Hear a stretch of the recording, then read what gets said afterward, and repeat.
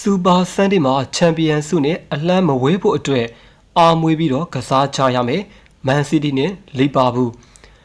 ရွှေကြီးတို့ခွတ်ဆေးဖို့မရှိပဲအခြေအနေကောင်းနေပေမဲ့လိတ်ဖလားရဲ့ပိတ်ကားမှာကားပြနိုင်ဖို့အတွက်စီးတီးနဲ့ဂျိုးဂျာတို့ကတော့အကျိတ်အနဲ့ပိတ်တွေကြားရအောင်ပါလေဖြစ်ပါတယ်စီးတီးဆိုတာကအချက်ကြီးသလိုအမြင်လဲကြီးပါတယ်နောက်ဆုံး၃ပွဲမှာကလေးအထာတွေမလုပ်ပဲမြို့သားပြီးဒေါ်မွင်တို့လိုတောသားတွေကိုတစ်ဖက်သက်နဲ့အကဲဖြတ်ပြီးတော့ဂိုးပြက်တီကြီးကိုတီးထုတ်ထားတဲ့အသင်းနဲ့ဖြစ်ပါတယ်ဒီကြားထဲယူပါလန်းတို့လိုဂိုးသွင်းမှာကျန်းတဲ့ဟာလန်တယောက်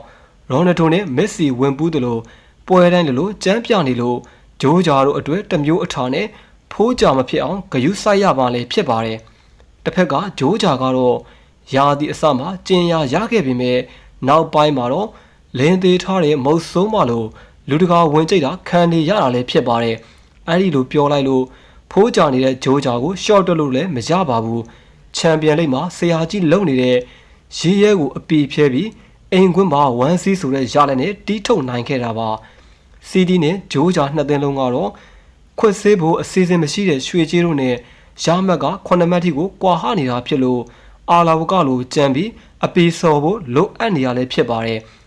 ဒီပွဲမှာဂျိုးဂျာပဲဖိုးဂျာဖြစ်မလားစီတီပဲအသေးတီးသွားမလား